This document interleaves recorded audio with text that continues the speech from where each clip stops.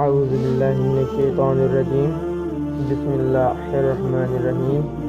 میں ہوں سید عاصم علی اور آپ دیکھ رہے ہیں پیغمبر اسلام صلی اللہ علیہ وآلہ وسلم یوٹیوب چینل۔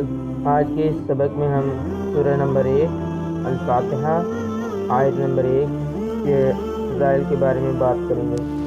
اعوذ باللہ من الشیطان الرجیم بسم اللہ الرحمن الرحیم۔ الحمد للہ رب العالمین۔ سب خوبیاں اللہ کو جو مالک سارے جہان والوں کا۔ الحمد سب خوبیاں للہ اللہ کو، رب مالک، عالمین سارے جہان والوں کا۔ الحمدللہ سب تعریفیں اللہ کے لیے ہیں، یعنی ہر طرح کی حمد اور تعریف کا مستحق یعنی حقدار اللہ تعالی ہے، کیونکہ اللہ تعالی کمال کی تمام صفات کا جامع ہے۔ حمد اور شکر کی تعریف۔ حمد کا معنی ہے کسی کی اختیاری خوبیوں کی بنا پر اس کی تعریف کرنا، اور شکر کی تعریف یہ ہے کہ کسی کے احسان کے مقابلے میں زبان، دل یا اعضاء سے اس کی تعظیم کرنا۔ اور ہم چونکہ اللہ عز و جل کی حمد عام طور پر اس کے احسانات کے پیش نظر کرتے ہیں، اس لیے ہماری حمد شکر بھی ہوتی ہے۔ اللہ تعالیٰ کی حمد و ثنا کرنے کے حدیث مبارکہ میں اللہ تعالیٰ کی حمد و ثنا کرنے کے بہت سے فضائل بیان کیے گئے ہیں۔ ان میں سے 3 فضائل درج ذیل ہیں۔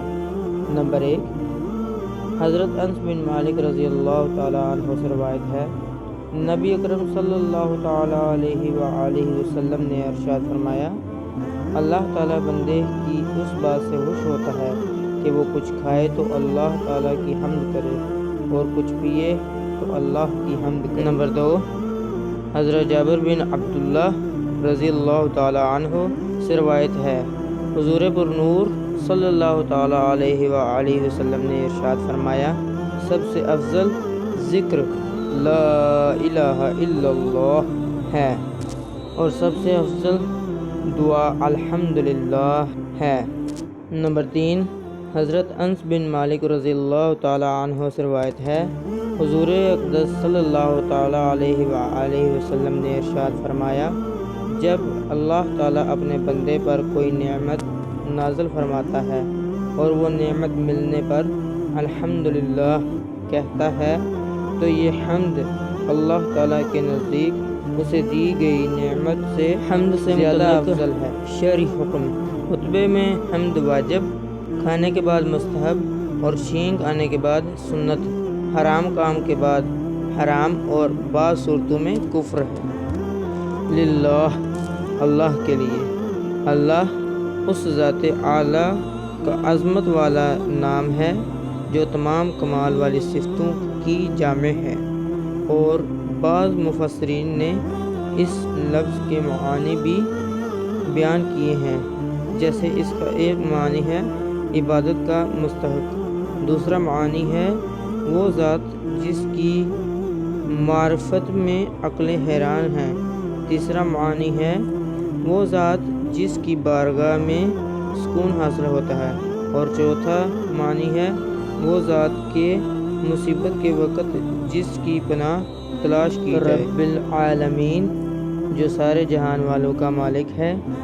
لفظ رب کے کئی معنی ہیں، جیسے سید، مالک، معبود، ثابت، مصلح اور بتدریج مرتبہ کمال تک پہنچانے والا، اور اللہ کے علاوہ ہر موجود چیز کو عالم کہتے ہیں اور اس میں تمام مخلوقات داخل ہیں۔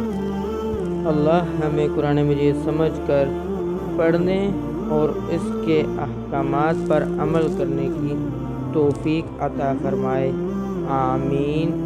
وما علینا الا البلاغ المبین۔ ہماری محنت اچھی لگے تو ویڈیو کو شیئر کریں، لائک کریں اور چینل کو سبسکرائب کر دیں، بیل آئیکن کو دبا دیں۔ شکریہ۔